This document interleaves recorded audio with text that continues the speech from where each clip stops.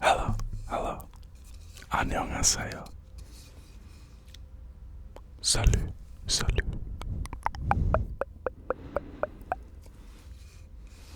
Hola, ciao. Darova, darova. Konnichiwa. Ni hao. And namaste. Namaste, my friend. I hope you're doing well. I had a long day, but it's okay. Because I'm doing some ASMR. And today, I'm gonna be doing some ASMR with this wooden. I don't even know. It's a wooden tube, I guess.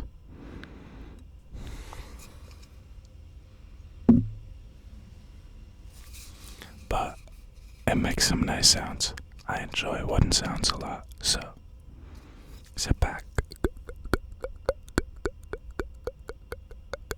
and relax and enjoy.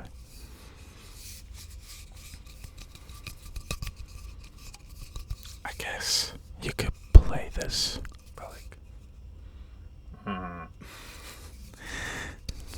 by doing that. There's a didgeridoo. I love didgeridoo. It's such a unique instrument. But I don't know. You can make this kind of sound.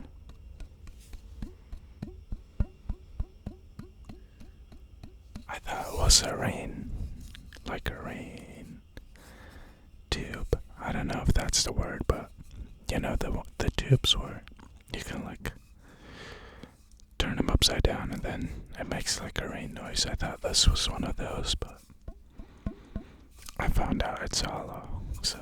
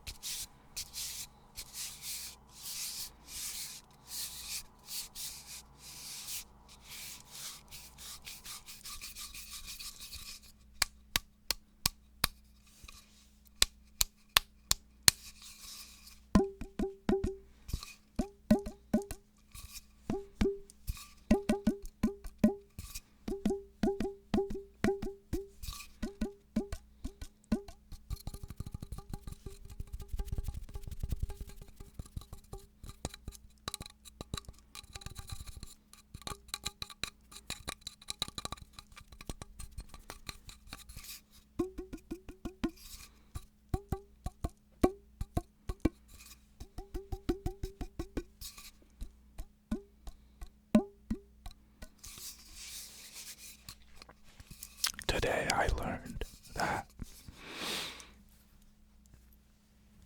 the short form for toddlers is tots.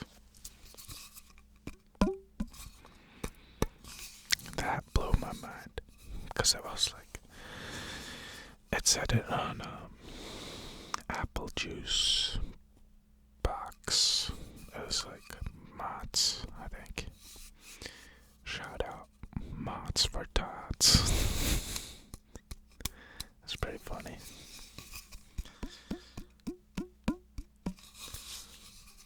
I like apple juice, but I wouldn't drink it by itself, because your like saliva gets all sticky. So I like to mix it with sparkling water.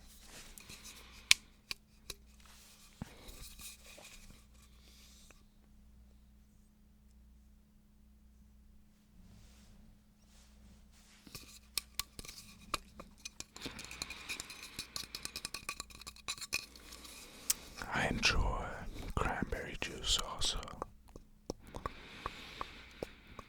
Classic orange juice.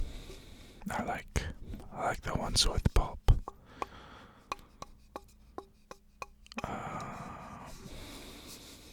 don't know. I feel like any fruit juice. Okay, I feel like grape juice is kind of gross because it's so sweet. And it has so much sugar in it also. But I feel like if you'd mix grape juice with sparkling water, that'd be pretty good.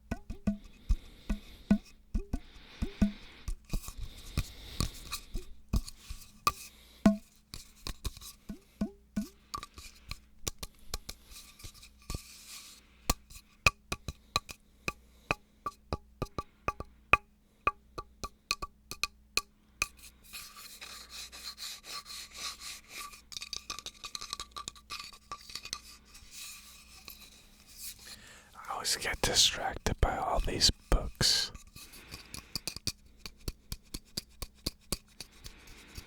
And then I just be like reading their titles and completely zone out.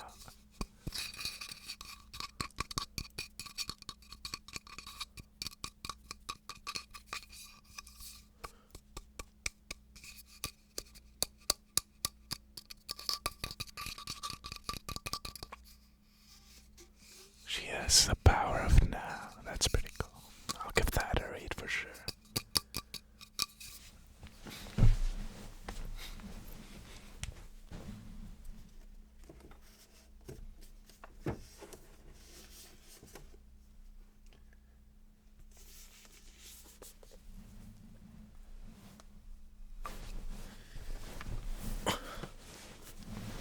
I actually started reading this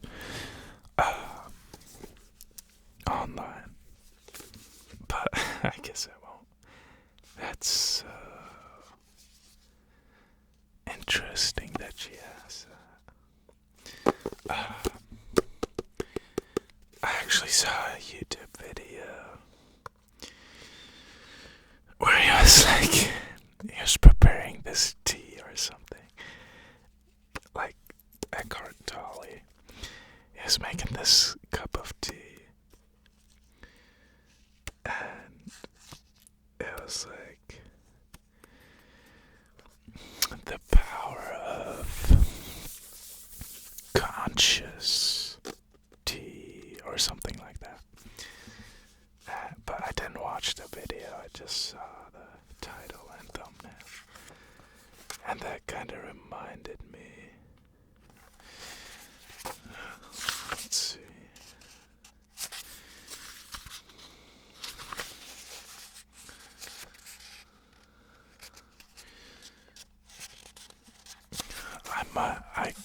I kind of want to read some out of this. Here, let's see.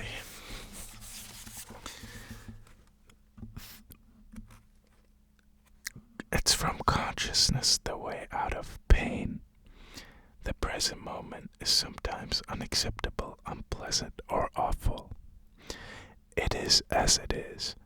Observe how the mind labels it and how this labeling process, this continuous sitting in judgment, creates pain and unhappiness. By watching the mechanics of the mind, you step out of its resistance patterns and you can then allow the present moment to be. This will give you a taste of the state of inner freedom from external conditions, the state of true inner peace. Then see what happens and take action if necessary or possible. Accept, then act. Whatever the present moment contains, accept it as if you had chosen it. Always work with it, not against it. Make it your friend and ally, not your enemy. This will miraculously transform your whole life.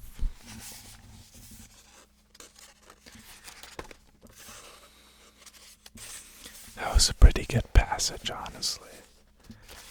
And it was only this long, so I already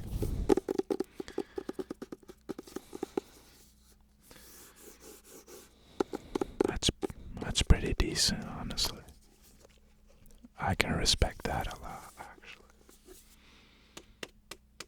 Oh, look, it says Namaste published. That's pretty cool.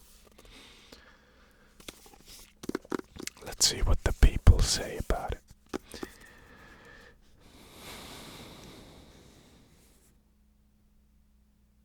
I don't know who these people are, but I guess they're important. That's why he picked their quotes. I heartily recommend this profoundly inspiring book to all seekers today. A reminder to be truly present in our lives, in our own lives, and liberated from our past and future. It can transform your thinking. The results, more joy right now. Okay, whatever.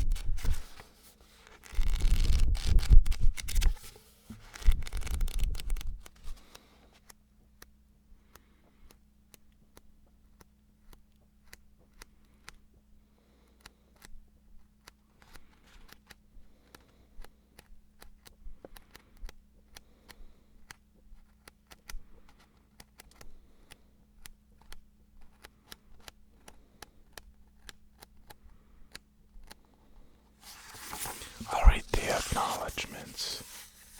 Actually, no, never mind. That doesn't really make sense. Oh, this is interesting. I'll read the foreword.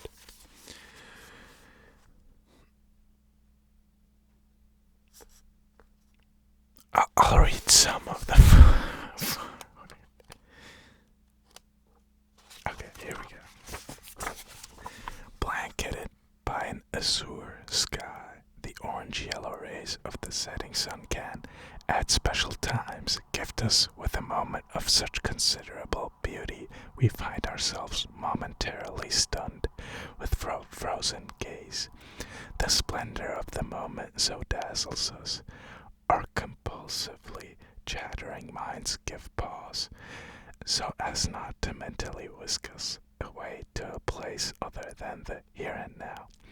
Bathed in luminescence, a door seems to open to another reality, always present yet rarely witnessed. Abraham Maslow called these peak experiences, since they represent the high moments of life where we joyfully find ourselves catapulted beyond the confines of the mundane and ordinary. He might just as well have called them peak experiences.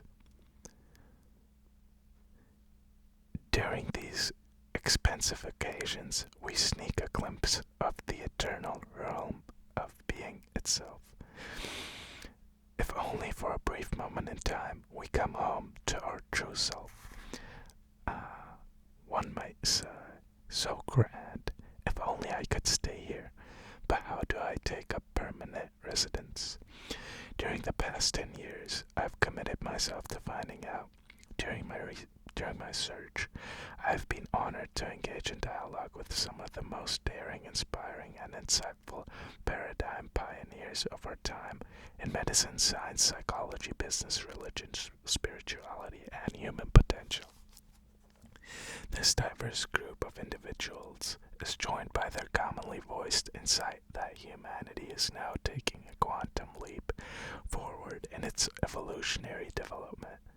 This change is accompanied by a shift in worldview. The basic picture we carry with us of the way things are, a worldview seeks to answer two fundamental questions: who are we, and what is the nature of the universe in which we live? Our answers to these questions dictate the quality and characteristics of our personal relationships with family, friends, and employers, employees.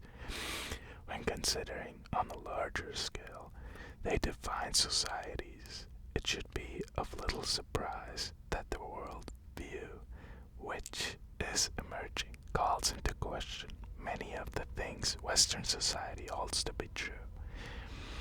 And then he has three myths. One is humanity has reached the pinnacle of its development. That just by itself sounds quite naive. And then he has myth 2. We are completely separate from each other, nature and the cosmos. That's interesting. I wonder what kind of people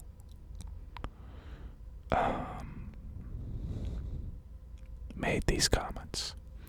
But myth 3 is the physical world is all there is. Alright, so I'll read the myth 2. We are completely separate from each other, nature and the cosmos.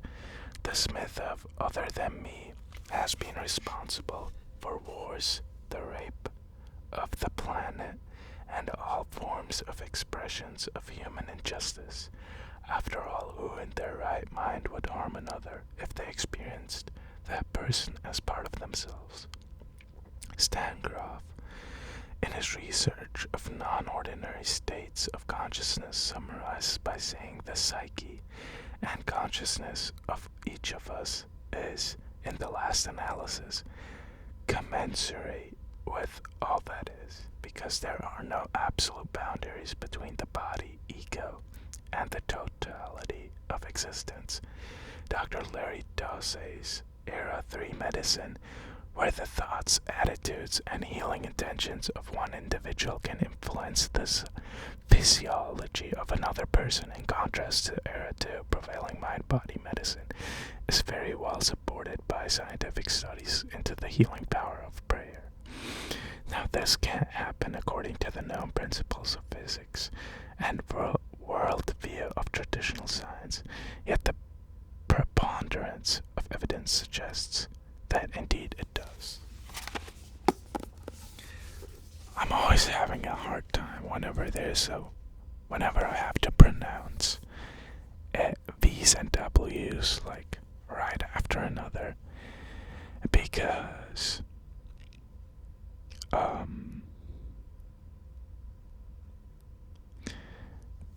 in German it's I don't know. It's just like I'm trying to think about an example, just like so I can tell you why I'm having difficulties.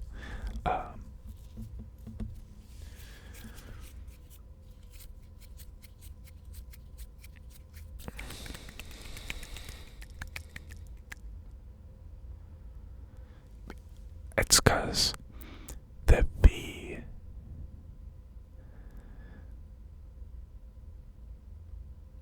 you pronounce them like v,